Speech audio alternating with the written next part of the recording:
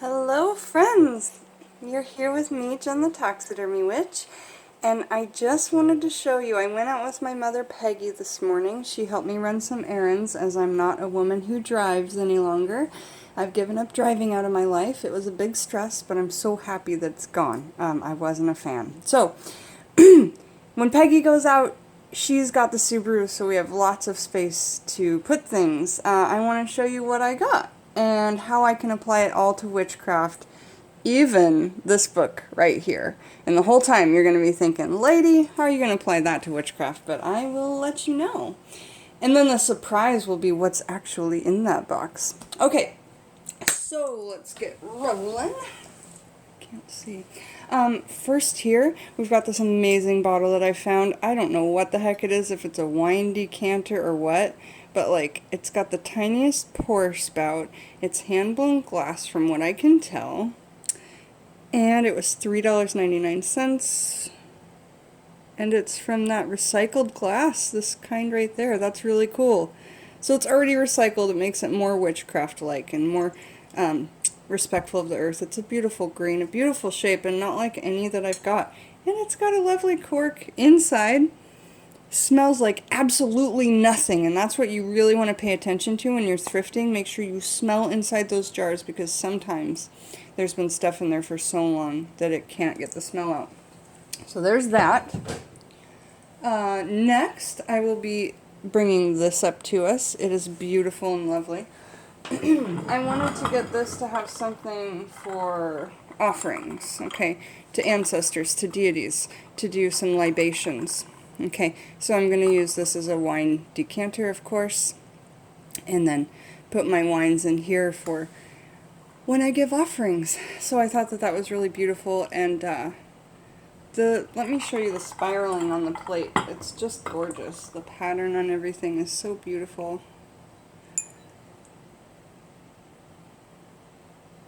And I got it from the collectibles counter. This 5-piece set was $9.99. I thought that was a steal, but look at this beautiful, I don't know what you call this work here.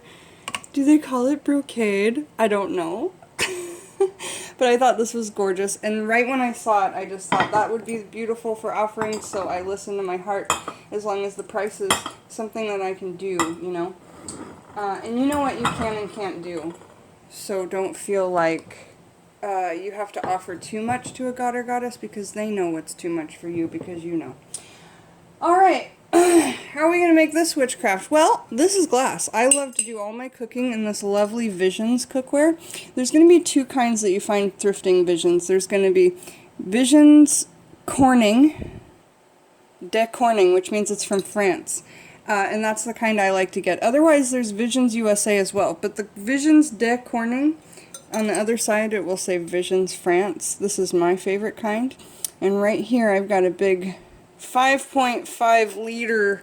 This is a big boy to do all my, like, egg boiling for hard-boiled eggs and eggs working. I love to just see the elements. I've got a gas stove, so underneath I've got the fire. In here I've got the water, and I can see it bubbling and boiling, which I love.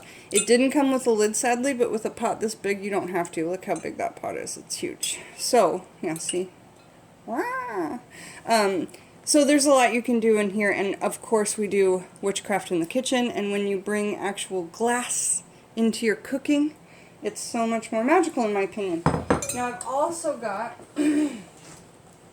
a burner for my, like, maybe candle making, or when I decide to do a video in my studio and I don't have to come out to the kitchen now to do a small cooking video, right? Right? Alright, so one thing you want to check here is make sure that it's got a knob with some different heat settings. At a thrift store, they let you plug it in.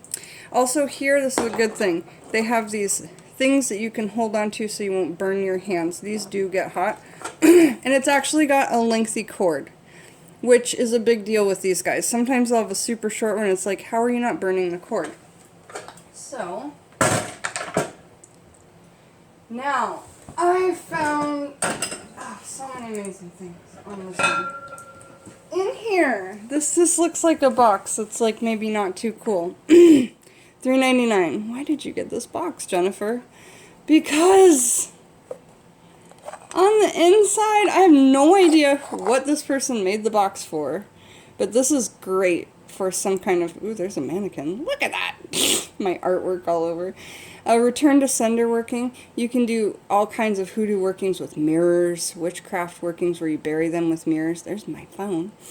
So anyway, and it's lined with this like felt that's golden. It's amazing. And then, so this I'm going to think of a really creative working for. And that looks like an eye in grain. You could do scrying in wood grain if you wanted to. Alright, so that's just so cool. I just like absolutely adore that. $3.99. Some really creative workings in there. And for $7.99, I found this. This is beautiful. This has a nice light finish. It's not too like gaudy. The hardware was loose, but then I just opened it up and I checked the screw and I tightened it. It was no biggie. In here, it's got something, so I will either take this out and put it on my wall for a curio shelf, separate it, make a curio, and then I think I'm going to make this into a travel altar for my Etsy shop. I may keep this in there, but I may not. I may separate it and make two things out of it. I may keep it in there as like a traveling altar for, you know, broom-closeted witches to have to take out.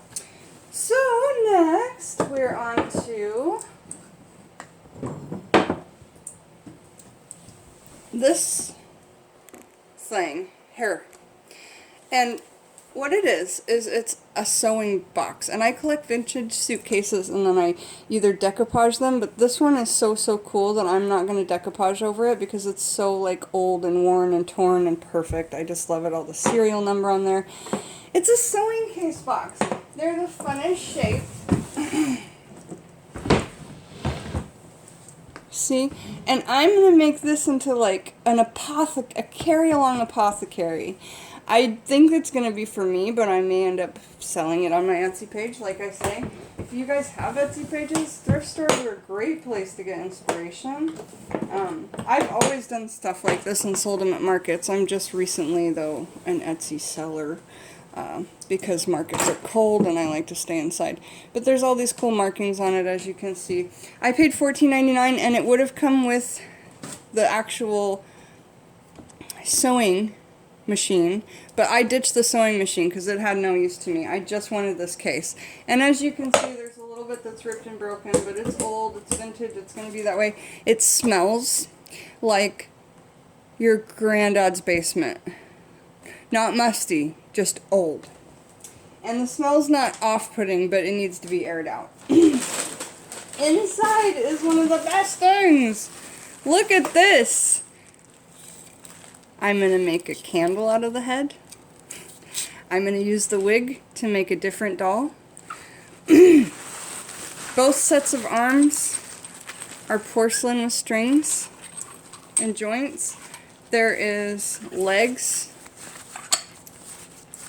Come on, darling. Again, these types of legs. I'm going to be making some killer creations, breaking this doll apart and using it for lovely things. Now, look at the detail on these feet. Look at that. Look at that. And so, as you can see, really well made. And then one of the greatest bits is the actual torso underneath, you know. And actually, on the way home, Peggy was so... keep her dignity, but she's got a belly button, she's got a torso, everything, you know.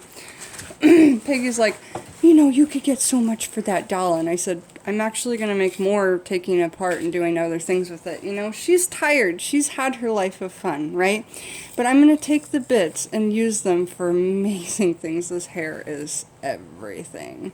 And then the bonnet I'll use for something else, you know. It's like, for the time that these items have had together, they're done.